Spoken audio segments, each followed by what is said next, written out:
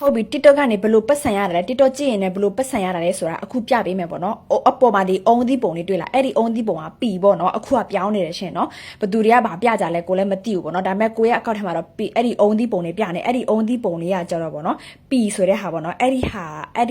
အခုပြပေးမယ်ဗီဒီယိုကဘယ်လိုကြည့်ရင်ရတာလဲဆိုတဲ့ဟာကိုပေါ့နော်ဒီမှာကြည့်အမှကြည့်ဒီမှာပီဆိုတဲ့ဟာလဲနေရတွေ့လားကိုကဒီဗီဒီယိုကိုရက်လိုက်ပြီဆိုရင် तू ကရက်သွားတာပေါ့နော်ဒီမှာတွေ့လားရက်သွားကိုကဒီဗီဒီယိုကိုပြန်ဖွင့်လိုက်မယ်ပေါ့နော်ပြန်ဖွင့်ပြီဆိုလို့ရှိရင်အဲ့ဒီပီကလဲနေမှာပေါ့နော်ဒီမှာကြည့်တွေ့တယ်မလားအခုရက်နေတယ်တွေ့လားပီအခုကိုကဖွင့်လိုက်ပြီဆိုလို့ရှိရင်ဒီမှာလဲနေတွေ့လားလဲနေတွေ့လားအပေါ်မှာ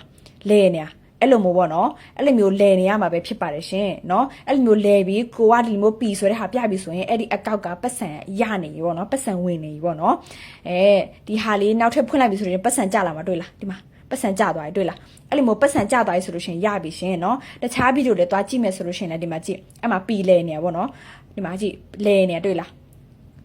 လဲနေဘယ်ဟာမဆိုတွားပြီးတော့ကြည့်ဒီလိုမျိုးပီဆိုတဲ့ဟာလဲနေပြီဆိုလို့ရှိရင်ရှင်တို့တွေပတ်စံရပြီပေါ့နော်ဒီလောက်ပဲလွယ်လေးသိလားတခြားဟာတွေမေးကြရှိလို့ရှိရင်လည်းလာပြီးတော့မေးလို့ရပါတယ်နော်ဒီပီဆိုတဲ့ဟာဘယ်မှာပေါ်တာလဲဘယ်မှာရှားတာလဲဆိုပြီးတော့လေမသိသေးတဲ့လူတွေအတွက်အတိကလာပြီးတော့ပြောပြပေးတာပေါ့နော်အားလုံးပဲကျေးဇူးတင်ပါတယ်ရှင်